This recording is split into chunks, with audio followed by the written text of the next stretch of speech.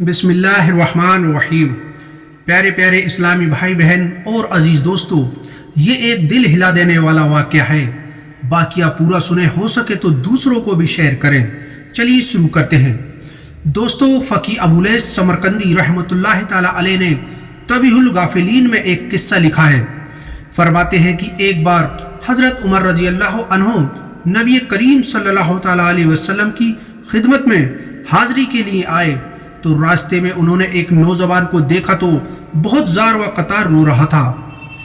اس کو روتا دیکھ کر حضرت عمر رضی اللہ عنہ کا دل پسیج گیا۔ انہوں نے پوچھا، اے نوجوان، کیا ہوا؟ وہ کہنے لگا، مجھ سے ایک بہت بڑا گناہ ہو گیا ہے، اب میں اللہ کے عذاب سے ڈر رہا ہوں، میں کیا کر بیٹھا؟ سخت پریشان ہوں، لہٰذا مہربانی فرما کر نبی صلی اللہ علیہ وسلم کی خدمت میں میری سفارش فرما دیجیے۔ حضرت عمر رضی اللہ عنہ حضور صلی اللہ علیہ وسلم کی خدمت میں حاضر ہوئے تو رو رہے تھے۔ نبی کریم صلی اللہ علیہ وسلم نے ارشاد فرمایا، عمر کیوں رو رہے ہو؟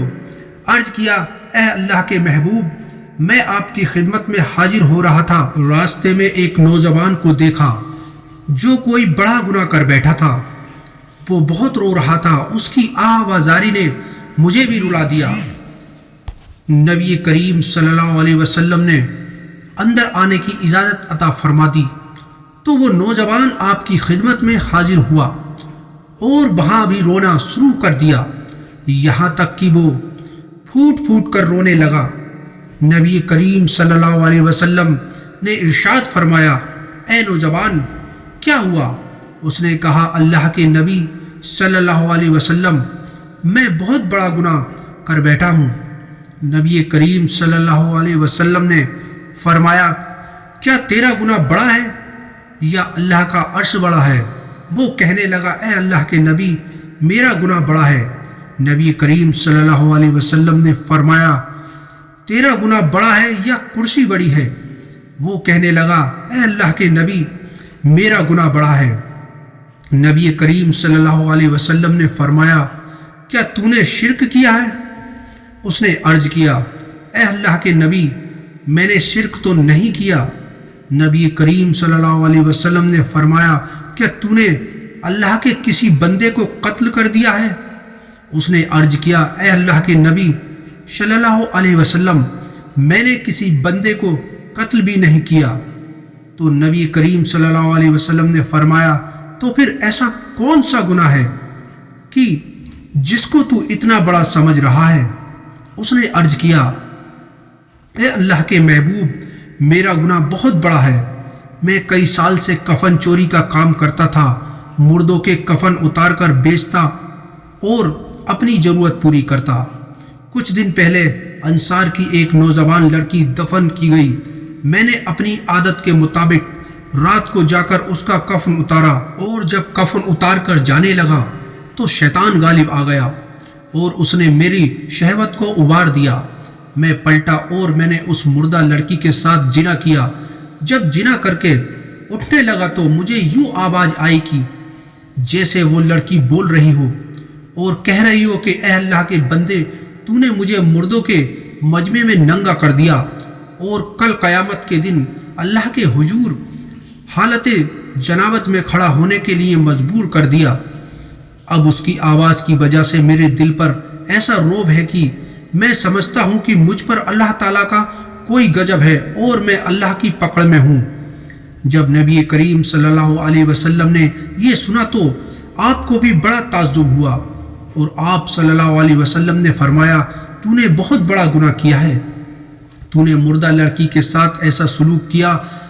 جب اللہ کے محبوب نے بھی فرما دیا کہ یہ ایک بہت بڑا گناہ ہے تو وہ نوجوان اٹھا اور روتا ہوا باہر چلا گیا۔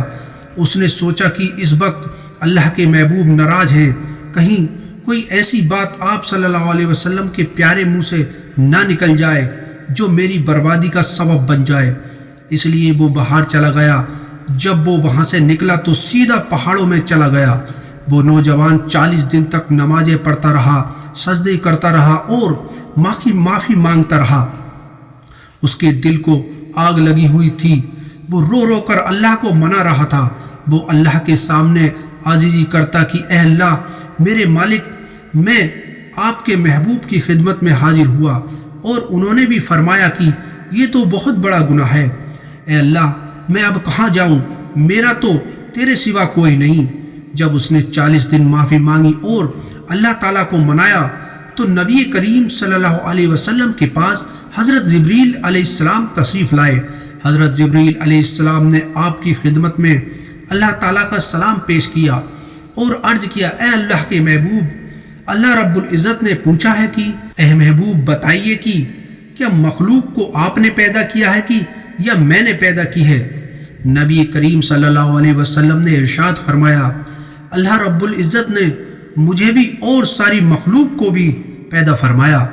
फिर जिब्रील अलैहिस्सलाम ने अर्ज किया, अल्लाह ताला ने पूछा है कि क्या मखलूक को आप रिज़्क देते हैं या मैं देता हूँ। तो नबी करीम सल्लल्लाहु अलैहि वसल्लम ने इरशाद फरमाया, मुझे भी और सारी मखलूक को भी अल्लाह रब्बुल इज़्ज़त ही रिज़्क अता फरमाता है। जब ये बातें हो गई तो तीसरी बात पूछी गई कि मखलूक को मैंने माफ़ करना है या किसी और ने करना है।